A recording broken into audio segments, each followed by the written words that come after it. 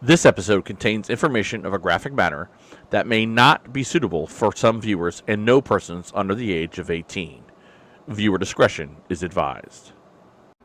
All information in this program is known to be accurate at the time of recording. Any commentary by the host is for discussion purposes only. Anyone labeled a person of interest by the host or family has not been charged with a crime. All suspects charged with crimes related or unrelated to a case covered are innocent until proven guilty in a court of law. Opinions and views expressed by the host do not represent views of the families or sponsors of this program. 40% of homicide cases in the United States go unsolved each year. Many are not covered by mainstream media, and most of these cases go unnoticed by the general public. This is just but one of these stories. From Grim Media, I'm your host, Steve Stone, and this is the Grim Truth Podcast, Murdered and Missed. Hello, everyone. Welcome to the Grim Truth Podcast. I'm your host, Steve Stone. This is part 2 of episode 36, Murder is Not Accidental, Justice for Ashton Blake Campbell.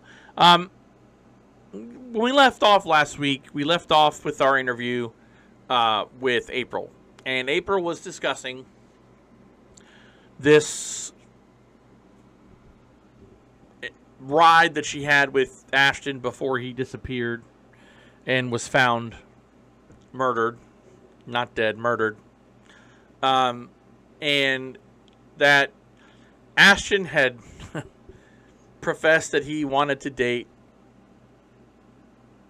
April's daughter, which I'm sure really went well for April because they were involved in a sexual relationship.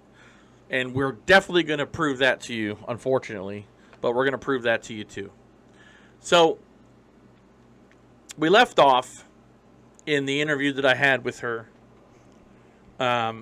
where she says that she didn't want Ashton dating a bad boy, which makes no bleeping sense to me whatsoever, because if her daughter was around what was going on at that house, and that's kind of convoluted and hypocritical, and you don't want your daughter to be dating a bad boy, but you're letting bad boys come in and out of your home, and you're the one involved in a relationship with bad boys, but, you know, I guess that's okay. So, we're going to pick up where we left off after part 1. If you haven't done so, and you want to be a champion of the missing and the murdered, subscribe to the Grim Truth Podcast YouTube channel. Hit that notification button so you never miss an episode of the Grim Truth Podcast or any other content related to the missing and the murdered. Now, there is a lot that you're going to have to digest in this video. There is a lot that you're going to have to kind of pay attention. And you know what? It wouldn't hurt to take notes. If you want to understand what has been put together here, we're talking over 1,000 screenshots, about a dozen audio recordings, documents. This is the most evidence in a case I have ever had in the year and a half that I've done this, where we've had to look at it, and I honestly think that we did the right thing by, not just coming out with this and not just, ramming this and doing it half-assed, but by getting all the information, because the goal is to get this case reopened. So, without wasting any more of your time, let's get into the video, or the interview I had with April. This is about where things start to go south between April and I, because we're going to talk about some of the holes that I begin to poke around, and a lot of them have to do with some audio recordings of her talking. Let's get right into it. And so we went home, and he took Emily to school, which was no different than any other day. He'd take her to school all the time. But when he got ready to leave, about 9 o'clock, 8:30, 9 o'clock that morning, he walked me inside, and he hugged me, and he hugged me tighter than he'd ever hugged me before, and he said, 2 things that had threw me off. He said to watch out for Jesse Cal, which was his good friend, and he said that bad people were after Dylan. They were going to get me and Emily, which was very strange to me that he had said that, But, and then I never seen him again. In fact, I even had a hard time believing he was dead until his mama tricked me into looking at the autopsy picture, because she doesn't like me at all. So, in my mind, I suspect that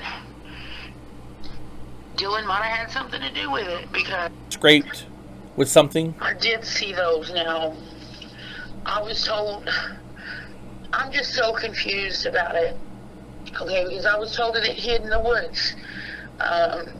John Boyd Ford had told me that he jumped out of the car and ran towards the woods at the lake. So at first I thought, they were from hiding in the woods, but this is what I know about Blake, is that there's no way that he hid in the woods. If he jumped, he got out of the woods and had somebody, he went somewhere where he wasn't in the woods anymore. But then people all over the town are talking about saying my daughter's name. And, just all kinds of different things. So I really don't know what to think. So I have to stop it right here, because this is something that even I missed a couple of times.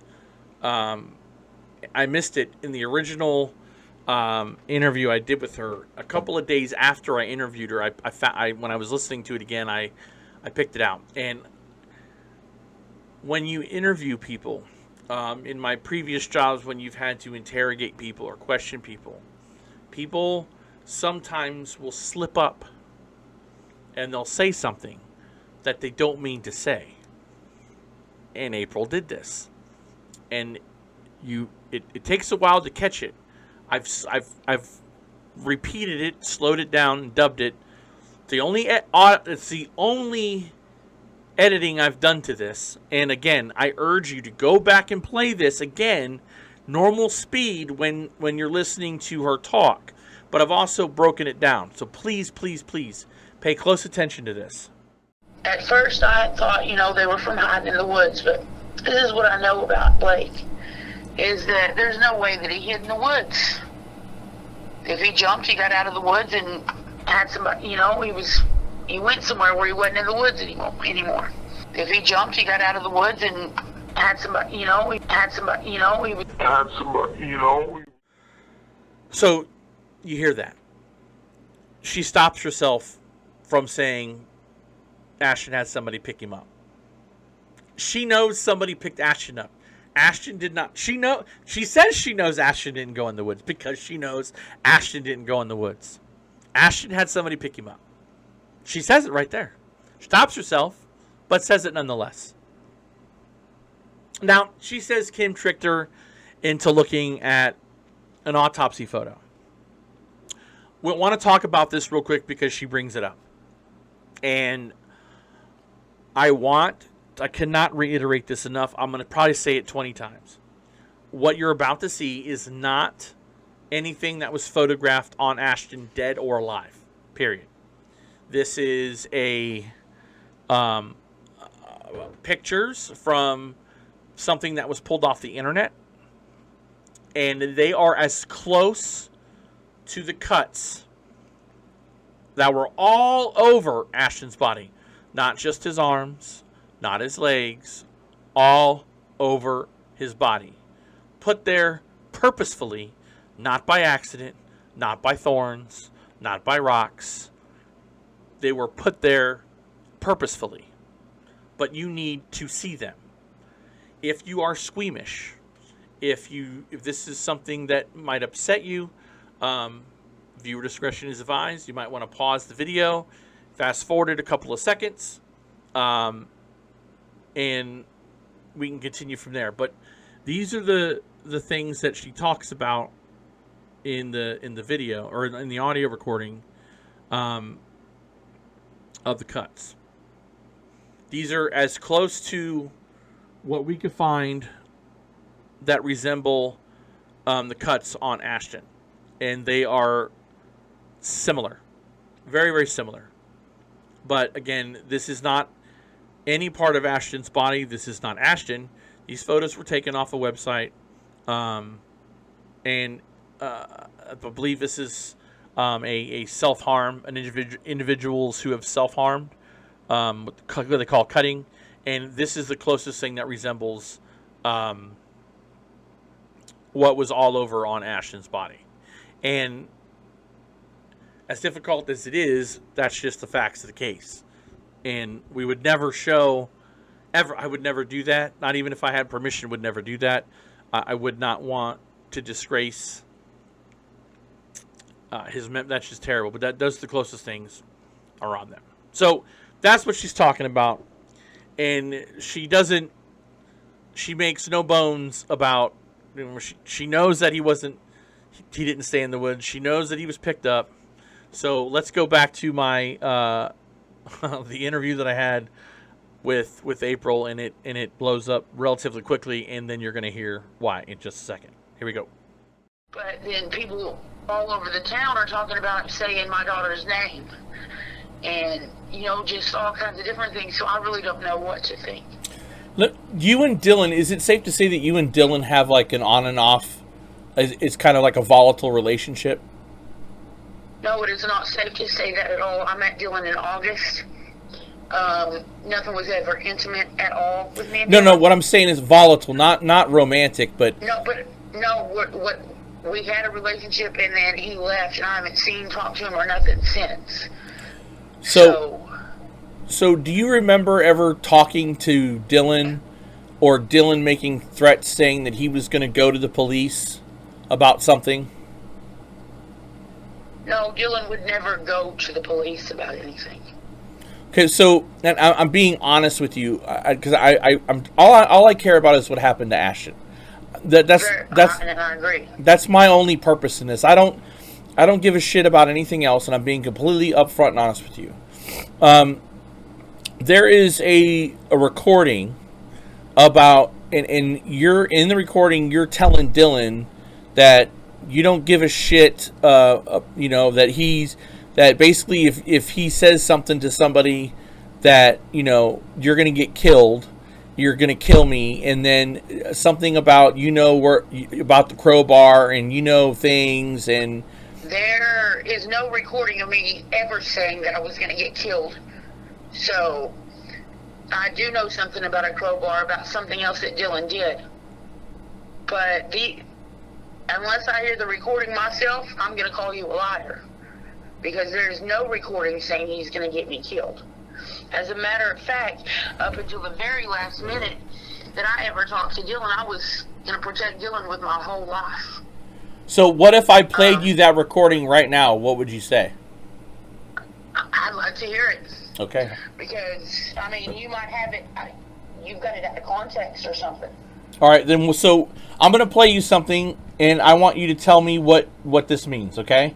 Because okay. I'm being honest with you. I'm not hiding anything. I've got no motive, but this is a recording that I want you to hear, and I want you to let me know what this means, okay? Okay. I'm going to play several of them, but I'm going to play them one at a time and give you the opportunity to speak on it. So here's the first one. Said that I disrespected you, and I apologized for it. Hold on, it's got to rewind. That doesn't change how I feel about your son. All right, hold on. It wasn't any games. I thought Blake was up to no good. I'm going to get rid of him. I don't care if you ever talk to me again. I don't have to prove myself to you. I've said that I disrespected you, and I apologized for it. That doesn't change how I feel about your son. What did you mean by saying that you were going to get rid of him? Can you play that again? Yeah, absolutely. It wasn't any games. I thought Blake was up to no good. I'm going to get rid of him. I don't care if you ever talk to me again. I don't have to prove myself to you. I've said that I disrespected you, and I apologized for it. That doesn't change how I feel about your son. Okay, that was a message to Heather, Chris Mouse's mother. Dylan and Blake had jumped him in my house. Me and Heather were friends. They had jumped him. I had disrespected her, I felt like, because she was at that house through part of that. That Thursday morning I was telling you about the last time that I was with Blake. Blake and Chris were together, and I had felt like at that time Blake may have been setting Chris up. So I had called Heather, and I had dropped my location to her. just in case something had happened in that conversation, is because nothing happened, and she was like chewing my ass for even calling her, saying I shouldn't have called her. So that was about Chris. That whole clip there was about Chris and not even about Blake. But you said something there about getting rid of Blake. What did that mean? Okay, first of all, that clip did not say anything about getting rid of Blake. Hold on, listen. I know that there's I can tell you what it means. It wasn't any games. You know what? You're either going to listen to me or I'm going to hang up. I'm going to listen to you, but you say on there. I don't need you to play it, but not in that clip that you just played. It doesn't say that. I know what you're talking about, but in that clip that you just played, it doesn't say that. Oh, yes, it does. You're not in that clip that you just played. It ends with, it doesn't change how I feel with your son. Now, I know what that clip says, and I know what it means. So hearing that, and listen, there is nothing about Ashtyn's case that's laughable at all. However, I find it extremely funny that we all listen to that. Okay? I listened to it while you were listening to it just now. It says what it says in there, and she denies it, saying, I don't know what the hell is wrong with her, but because I'm fair, balanced, and want everybody to have the benefit of the doubt, not only am I going to play that clip for you, ladies and gentlemen, but I'm going to play every recording that we've gotten of her discussing Ashtyn's case. Now, let me remind you that I didn't get the opportunity to question her about anything because she's in complete denial, and no, I'm not talking about the river in Egypt. She completely and utterly denied that one I played for several times did not have her say, I had to get rid of Ashtyn, or I'm going to get rid of Ashtyn. So, sit back, buckle up, and listen to the laments of April Williams, and then we are going to wrap April up because we do have Dylan to get to and several other people to get to, and I can't. April is, without a doubt, a villain in this. And by her own accord, not by anybody else's, not by Kim's, not by Dylan's, by her own. Her own mishandling, her own decisions, her own. It's April, and then we're going to move on from April but there are things that, again, people need to see the stuff that's been put out there. I didn't put it out there. April put it out there. April talks about there not being evidence, but there's evidence. April says she doesn't know anything, but she's going to go tell the police she knows stuff. We're going to get into all that. But here are the video recording, or the audio recordings of, I get so frustrated because of this person. Here is everything that has been captured from her mouth to your ears. Buckle up. It wasn't any games. I thought Blake was up to no good. I'm going to get rid of him. I don't care if you ever talk to me again. I don't have to prove myself to you. I said that I disrespected you, and I apologized for it. That doesn't change how I feel about your son. You're going to feel so f***ing dumb when you had me killed and I didn't do it. Wait and see, Dylan. I've got the badge. I've got the crowbar. I've got the crowbar from before. I know things, Dylan. Don't f*** with me. I know things. Your freedom will go too.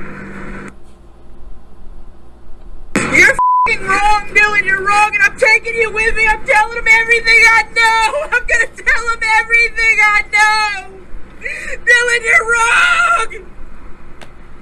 You're so f***ing wrong. I swear to God, you're so wrong. Dylan, I hope you can forgive yourself when this comes out not true. You're gonna let him kill me. You're gonna let him kill me, and I didn't do it. I didn't do it. Dylan, I know who it was. I'm on my way to meeting now. Damn it, Dylan Kane. This could be our last conversation. There's a good chance it's going to be our last. Dylan, why? Why won't you talk to me? Now, you can listen to everything she says in there, and it's so flip-flop. It's paranoia, a combination of paranoia and a combination of a mind game. It is my opinion, and I'm no psychiatrist, it is my opinion that April Williams is a manipulator. She has manipulated Ashton, and to a point, I think she's manipulated Dylan as well. She's tried to handle and play everybody to make herself not appear like she's involved. But everything she says, her behavior, downright to those clips you just listened to, proves that she has some type of involvement. She knows things. One of the things that, as we kind of translate and transition over into Dylan, this is Samantha Riddle. This is Dylan's significant other, and in the audio in the interview that I did with April, she said that she hadn't spoken to Dylan or anybody for that matter, and I did not create a slide for this because there was just so much stuff, and try not to bombard you guys with so much without turning this into a 6 episode, which it could go probably more than that. This is something that she wrote in May. Part of it goes like this, and I will post this on Facebook, and I will also add it to the comment section on YouTube on this episode. It says, quote, this is from April, quote, off chance ride or die till the wheels fall off. I'll never change that. Y'all are my family. Oh, excuse me. Y'all are family, and I'm sorry for being shitty if I'm needed. I'm only a call away, end quote. On May 19th of this year, when she said she has not spoken to Dylan or anybody related to Dylan or anybody, May 19th at 5:27 p.m., and I quote, would he have me admit I did it when I didn't? He claimed to have my back, ride or die. If he didn't do it, and I didn't do it, why are we against each other? I have congestive heart failure, Sam. My doctor says, get my affairs in order. I'm going to die, and this whole town going to say I murdered my best friend. Please, please, don't let that happen, end quote. Now, again, she is talking. Those are messages she sent Samantha Riddle. Now, I got that message from Dylan. And in this next segment, we're going to play, before I play my interview with Dylan and the subsequent things he said to me personally, we are going to play something that he has said a while back that was recorded, and it involves April. Now, when we talk about Dylan here for a second, Dylan is not he is not out of the woods either. Dylan has skeletons in his closet as it relates to this case, and we're going to get into that information that I had found out today, as a matter of fact, at the time of this recording, not on Monday like some people believe, but we're going to get to that. So let's get to Dylan and his statement he made regarding April. Man, I don't know what the because she's saying the same to me, and like, okay, she was playing me and Ashton, and we found that out, and Ashton came to me and was like, Dylan, you know, did she tell you all this stuff and yada yada yada? And I was like, yeah. She said, or he said, yeah. She said the same thing to me, bro. And that's whenever we realized that she was trying to play both of us and have the best of both worlds. Well, I told him, I said, look, you can have her. I don't want her. He's like, look, you can have her. I don't want her. I was like, let's just leave. And then she just started going just ballistic and throwing and hitting us, then grabbed Ashton and fucking grabbed me, and fucking finally we got out of there. Justine and Aiden gave us a ride, and we stayed over at Justine's house that night.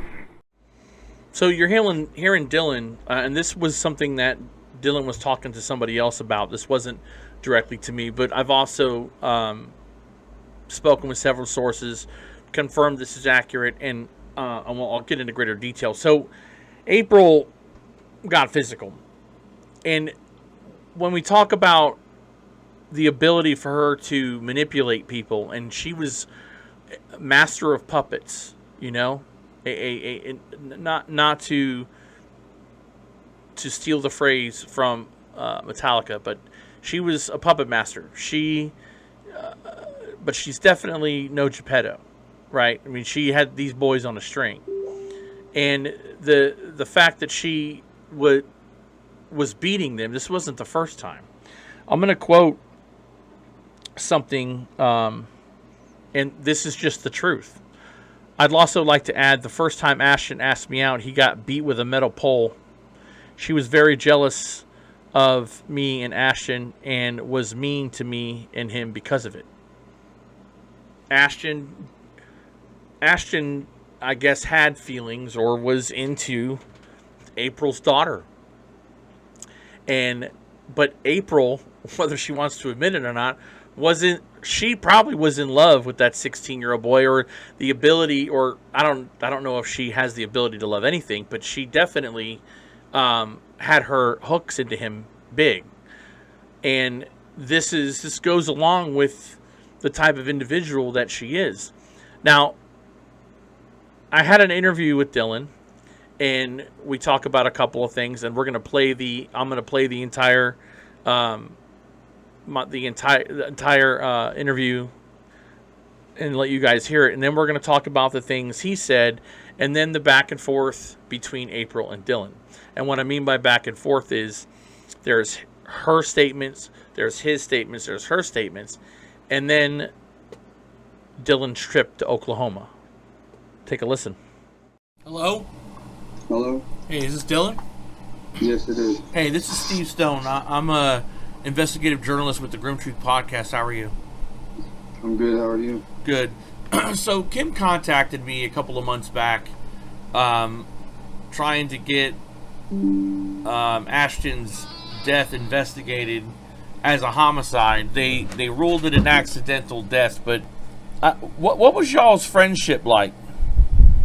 We were really close. Like, we hung out every day from the time, like, whenever I got out of jail, I spent a month in jail. Whenever I got out of jail, April introduced me to him, and ever since then, I mean, he told me he was 18, you know what I'm saying, and I thought he was until April told me, well, no, he ain't 18, he's 16, you know. I mean, I ain't gonna lie to you, we were doing drugs together, and whenever I found out he was 16, I quit all that. Well, I quit most of it. You know what I'm saying? I didn't sell drugs around him. I didn't sell drugs to him. I didn't want him around that shit. He was like, look, I want to stop doing drugs. And then after that, I stopped doing drugs around him. But April continued to keep having him in the room whenever we were doing drugs and stuff. But, I mean, ever since then, we were really close. You know what I'm saying? Would you consider him to be a loyal friend? Oh yeah, for sure. What was and I just honesty helps here, man. Was April having sex with Ashton? That I don't know, but I do know that they were like sexting, or like having sexual conversations. She would say some stuff to me, and it'd be a lie, and then turn around and tell him like the complete opposite in a sexual way. You know what I'm saying? Like she was wanting to be with me whenever I got out of jail, but I didn't want to be with her. I got the girl I'm with now. I got with her, and that's then, Samantha, right? Yeah, yes, sir. Okay. And ever since then, she tried to go up on Ashton and try to, I guess, have sex with him. And whether she did or not, I don't know. Because, I mean, I don't know. I'm not the threesome type, and she just didn't do it around me. You know what I'm saying? Right. Got you. Now, April's been pretty unhinged since I started looking into this, and she doesn't like a lot of my questions, and I got a hold of this. It's basically her just going off, and it's and it's going off towards you. What are you familiar with what I'm talking about? Where she's you cut in and out. Say it again. Okay, so I got a hold of these recordings where she's going off on you, saying like if she goes down, she's taking you with her. Like what is that? What is she talking about? Okay, ever since Ashton was murdered, she has been sitting here blaming me, pointing fingers to me, saying, "Well, ask Dylan if Ashton begged him to quit and shit like that." Okay, I wasn't even in Arkansas. Okay, I was in Oklahoma. You know what I'm saying? And I got pictures to prove it, and I'm gonna get the video surveillance of the all the places I went while I was in Oklahoma. I was in Clayton, Oklahoma, with this woman named, what was her name, Michaela Biddle. Okay. And it was Samantha's friend. And Sunday, a week before, I guess Ashton died. I guess he was found, I think, Saturday morning. We went to Oklahoma Sunday night. Okay. Now the last time I seen Ashton was Sunday night. He was over there at April's house, and he cut some wires on her car to try to hotwire her car to steal it. So here we are. Dylan is, according to him, loyal. April is. This is all on April, but Dylan doesn't want to talk about too much, especially like the whole sex aspect. He doesn't know about it. He doesn't want to talk about it, and I'm going to prove that here in a little bit. We have all the proof that you don't want to see. We're going to show it to you. Dylan, the unfortunate thing for Dylan is the story about him going to Oklahoma. Now, I have proof. I have several people, more than 4, that have come to us and discussed the fact that they've seen Dylan and saw Dylan the week that Ashton was killed in Arkansas, in the area, in town, in Johnson County, and not in Oklahoma. The other thing we know, and I'm going to read this to you. Keep in mind that when people come to us and they want to be anonymous, we're going to do that because they don't want bad things happen to them, and I understand it. I really do. So I'm going to read this to you. Now, Dylan was supposed to be with a lady by the name of Michaela Biddle. And I'm going to read this transcript to you real quick. I'm about to tell you why Dylan Thornberry was not in Oklahoma. He had a person by the name of Michaela Biddle cover for him, saying that he was in Oklahoma at the time, or with her in Oklahoma at the time of Ashton's death/murder. I have no clue why Michaela chose to do this. She's a good person, but she chose wrong. I believe this needs to be brought to the light. Dylan Thornberry was never in Oklahoma with Michaela. Now, I have several of these statements backing that up. And hopefully we're going to be able to use those to get Ashton's case wide open. The problem with all of this is April. What are the motives for April to say that Dylan killed Ashton? This is April to me. This was something she said to me. I was told Dylan and a friend moved a couch, and Blake knew about it and was running his mouth about it. Before Blake's death, Officer Arnold had been looking pretty hard for Dylan. And on a road trip one day, Dylan said to me, if Blake disappears, they won't be looking for me anymore.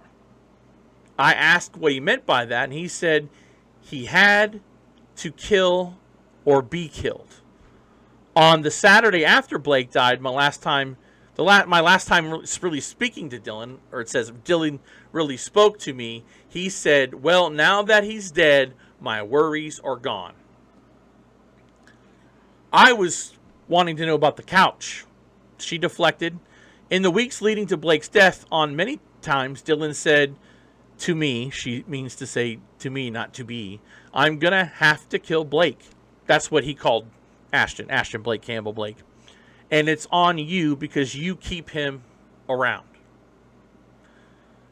One of the going theories, if you look at the picture here depicted, that's a burn barrel.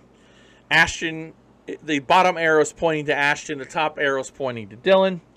This is a burn pile. According to what everybody knows, Dylan and Ashton were doing things they shouldn't have been doing for money.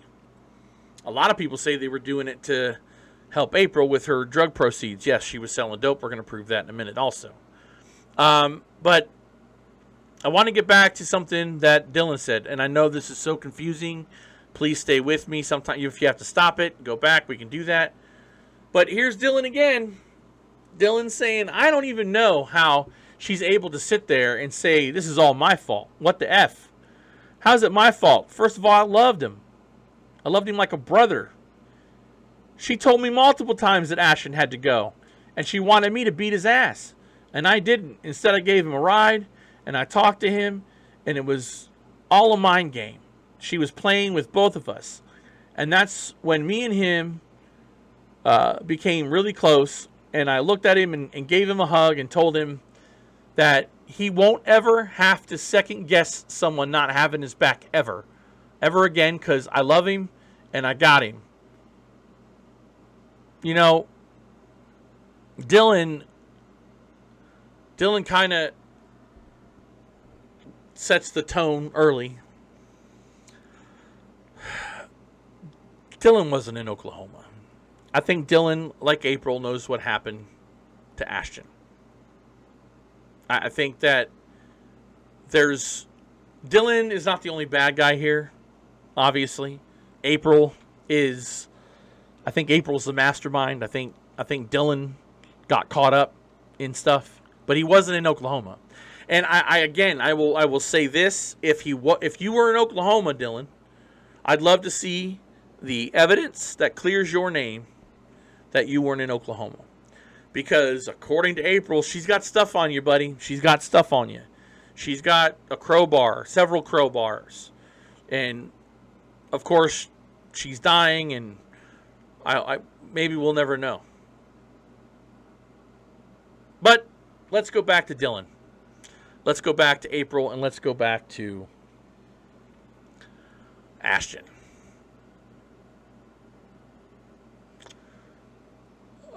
One of the many mind games that April has played over this time is, I want to point out something that she posts here at the very bottom. It says, I have a few things that went missing that week. My ID, my food stamp card, engagement, part of my wedding rings, and a white Nike hat. I think Chris set this up and took those things. Now, the Chris she's talking about is Christopher Mounts, pictured here. She's saying that Chris took some towels and some other things. Now, Steve, where are you going with this? What I'm about to show you is some items that were found around the area where Ashton's body was found. And I want you to ask yourself something. How does blood get on Ashton's handkerchief here, bandana, whatever you want to call them? How does blood get on those if he drowned in the water with no water in his lungs, of hypothermia, where the water was 73 degrees, when his body would have been in the water for 18 hours and wasn't? more blood. There were also towels found that aren't pictured here. There were towels. And these towels were towels that belonged to April. Now, she is blaming Chris Mounts for stealing all that stuff. And so now he's in the mix. He's involved. Haven't been able to talk to him. I believe he's incarcerated or was incarcerated. Can't talk to him. But again, ask yourself, how does blood get on a young boy? This isn't the only thing that had blood on it. This is the only thing that I'm willing to show you that had blood on it. How does blood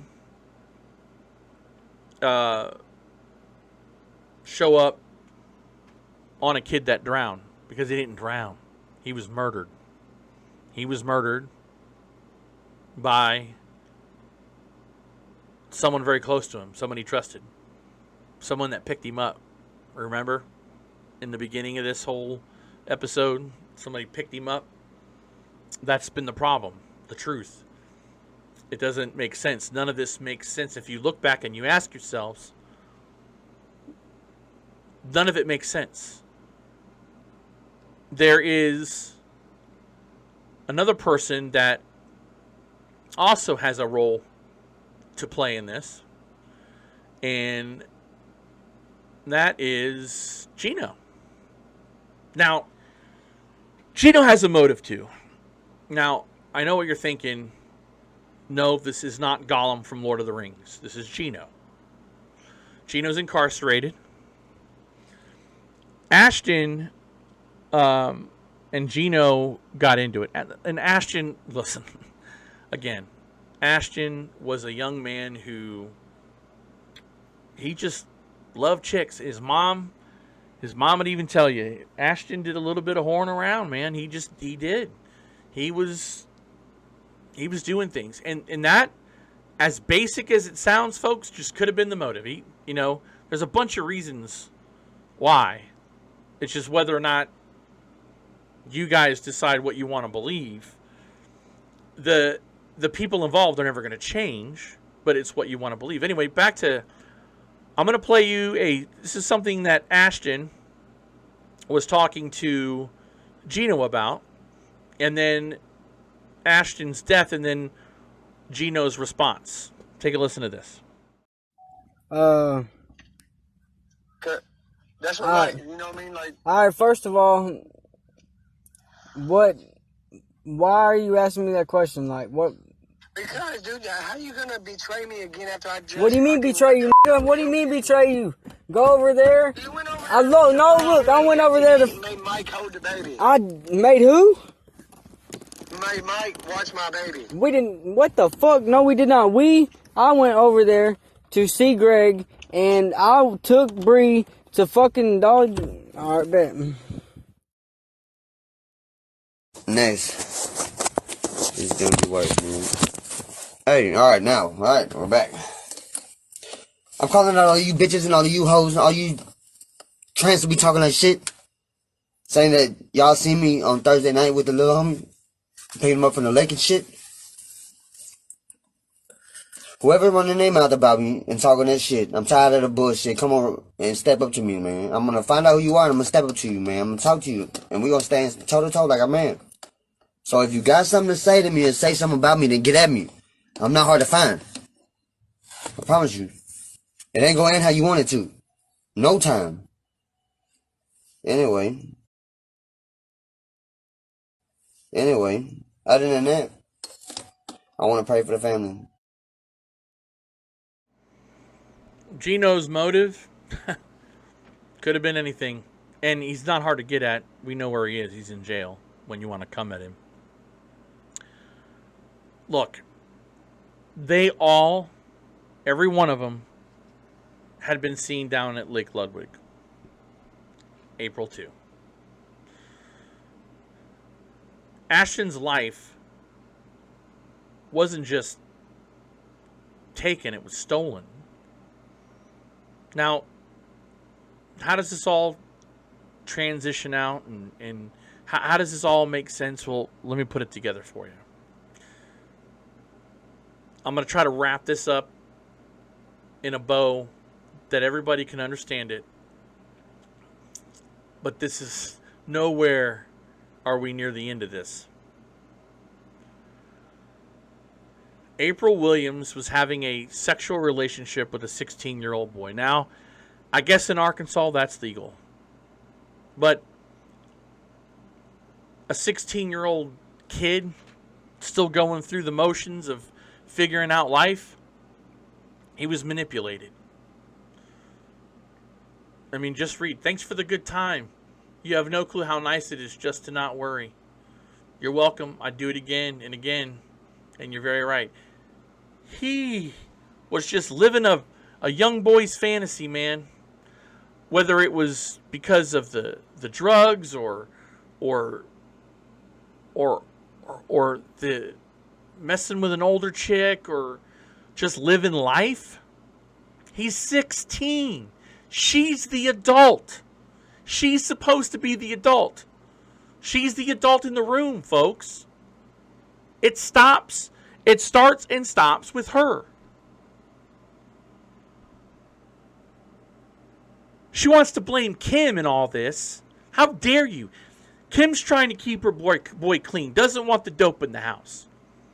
How you could have helped April is by not giving in to him. But no, you wanted that power. You wanted the ability to have control, have somebody else under your control, because you damn sure didn't have control of your own children. They were taken. Or maybe not yet, but they had been. Nonetheless, they hadn't been taken at the time, let me clarify. But they eventually were taken. But that power, that you have control over somebody. And you were doing it for drugs. This is a conversation about dope. And you guys can take a look at it. I'm not going to read it. But this proves two things that she denies. That she wasn't slinging dope in her house. And that she wasn't having an affair or having a sexual relationship with Ashton when she clearly was. And I'm sure she was having an affair with Dylan. Dylan not admitting it. But she loved Dylan. And she loved Ashton. Yep. And then, what does she say? Okay, first, that was before I knew his age. So, she's saying she doesn't know his age. Listen, you're an adult. You're an adult. You're an adult. How many times can I say that you're an adult? Ask his age, perhaps, maybe, I don't know. You have children. What mother would not, I mean, if you're getting intimate with somebody, you're not going to want to know how old they are. He's lived, I mean, come on, seriously? This is where the stuff just goes downhill from here. This boy was found on the banks of a lake. Not in the lake. On the banks of a lake. He drowned in it. Hypothermia.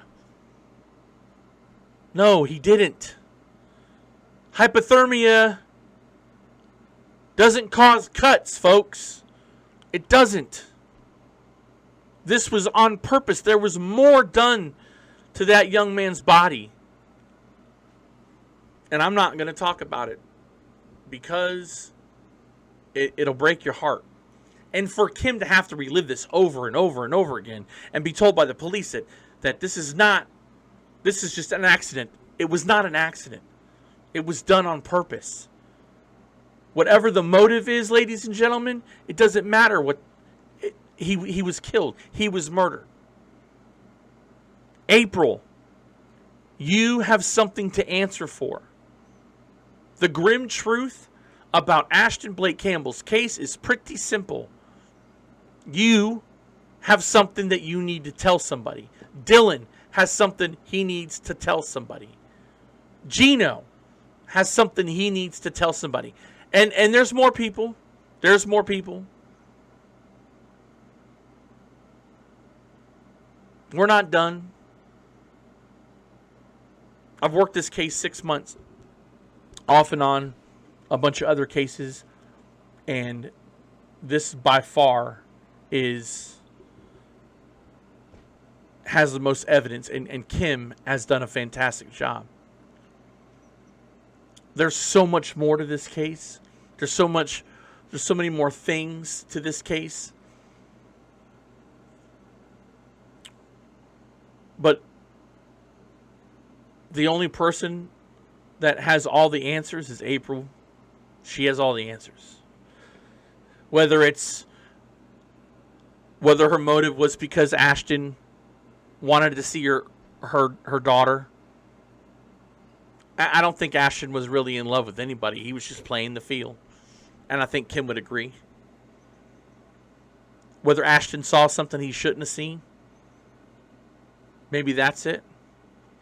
Maybe there was jealousy between Ashtyn and Dylan, and he had to be out of the picture. I mean, shit. April tried blaming Dylan's significant other for the reason why Dylan killed, or she said Dylan killed Ashtyn, was because of his girlfriend. Seen here, Samantha. The truth is that Dylan wasn't in Oklahoma. He was in Johnson County. April was having a sexual relationship with Ashtyn and probably Dylan. April goes back and forth saying she knows what happened, then she doesn't know what happened. She knows what happened, then she doesn't know what happened. When she makes the statement, and I'm quoting her, "I know I didn't do it. As far as physical evidence that you think there may be, it was tampered with and stolen from my place. Nothing that Kim or Dylan touched will hold up in court." That's on my Facebook page. She said that, not me. She said it. Dylan and April and everybody involved have a lot to explain. And I'm sure we're going to get more. People are still reaching out today. Ashtyn was redeemable. Ashtyn had a future. Ashtyn was smart. He was smart in the sense that he had it figured out. Let's hear from Ashtyn. This is a note that he wrote to his mom. His mom read it at the funeral. Ashtyn's own words about his future. Right. I love you, Mom. And at the end of the day, it's like people tend to use "I'm sorry" as a crutch and repetitively knock the light out of our past and don't realize while they're doing it, but adding to credit lists that continues to grow as the light fades, but didn't know that people come and go. There are over 7 billion humans in this world, and it isn't nothing to cut ties with just one, but nowadays my love is mainly towards my mother, father, and 2 brothers that I appreciate a lot. It's so unexplainable. Y'all are all I have left to look forward to now that I have had a flat on the side of the road because I chose to run over a stick instead of miss it, and I take the consequences that come with my mistake and will come back good, but only stronger, bigger, and with the right mindset. And this is my message to apologize for my mistakes to my brothers Braxton Campbell, Jaden Veal, Kimberly Veal, my mother. Time will fly. I'll be home soon, I promise. Every time you miss me, read this message and remember, I need this. I love you all so much. It's insane, and I really could throw it all away and let y'all down, but instead, I'm reaching out for help, as I can help you and y'all do in return for me. I notice I have a problem, but for every problem, there's a reason. Big dreams, high hopes, but slowly losing pride. But hey, I love you, Brack. Don't give up. Graduate, go to college, make something of yourself. Please, get out of this place. Make the best of your life while you can. You only get one, and when you go one way, you can't go back and change your mind. But I know I don't have to tell you that. We've had a rough life, and I always know you're going to be the one that draws the eyes of great opportunity. Hey, bub, take it and shoot for the stars. It makes me feel so good to tell you that, because I feel like that I have let y'all down all the way, or that I don't love y'all, or you, bub, you're my rock, dog, literally. If you wasn't here, I wouldn't push through this cursed hell life that we live. But you, bro, you put enough confidence in my mind that I got this, and I can be something. So be it. Take me back to a place where I felt at home. Take me back to a day when we weren't alone. Take me back to an age when the world felt small. Way back before we blew it all. Take me back to a place where I felt at home. Take me back to a day when we weren't alone. Take me back to an age when the world felt small. Way back before we blew it all. Too many things going on, I can't keep track of them all. From people dropping a bomb to people putting up walls. I feel like life is on hold, perception stuck in a vault. I know that time can heal all, but how much time till we fall? It's awfully chilly outside, when there's no shelter to hide. When everything is a lie, you'll find that out in some time. But when the things on your mind are all considered a crime, communication aside, we'll all just fight till we die. Is this an argument, or just the start of it? Either way, I don't wanna be a part of it. Can I just get some space? I don't have the heart for this. I can't be picking up the pieces, fixing scars from this. Is this an argument, or just the start of it? I wanna drive away so I can be so far from it. I wanna find a place where no one breaks their promises, or maybe drown myself in something that is bottomless. Take me back to a place where I felt at home. Take me back to a day when we weren't alone. Take me back to an age when the world felt small. Way back before we blew it all. Take me back to a place where I felt at home. Take me back to a day when we weren't alone. Take me back to an age when the world felt small. Way back before we blew it all. I know that things seem bad, but they could be much worse. There's always someone else who has a greater curse, a greater thirst, a hunger, pain, and mercy. Just find whatever you got and try to be thankful first. I wanna feel again, I need a couple friends. I never really understood just how the story ends, but I can feel it's tense, don't know the consequence. The volatility of life, my only confidence. Is this an argument, or just the start of it? Either way, I don't wanna be a part of it. Can I just get some space? I don't have the heart for this. I can't be picking up the pieces, fixing scars from this. Is this an argument, or just the start of it? I wanna drive away so I can be so far from it. I wanna find a place where no one breaks their promises, or maybe drown myself in something that is bottomless. Take me back to a place where I felt at home. Take me back to a day when we weren't alone. Take me back to an age when the world felt small. Way back before we blew it all. Take me back to a place where I felt at home. Take me back to a day when we weren't alone. Take me back to an age when the world felt small. Way back before we blew it all.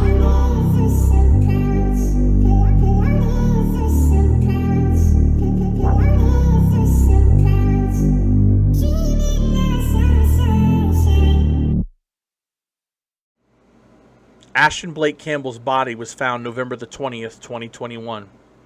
It's safe to assume that he could have been put out there that Thursday or that Friday. Keep in mind, the coroner's report, they believe that Ashton's body was only out there for 18 hours. So it's more than likely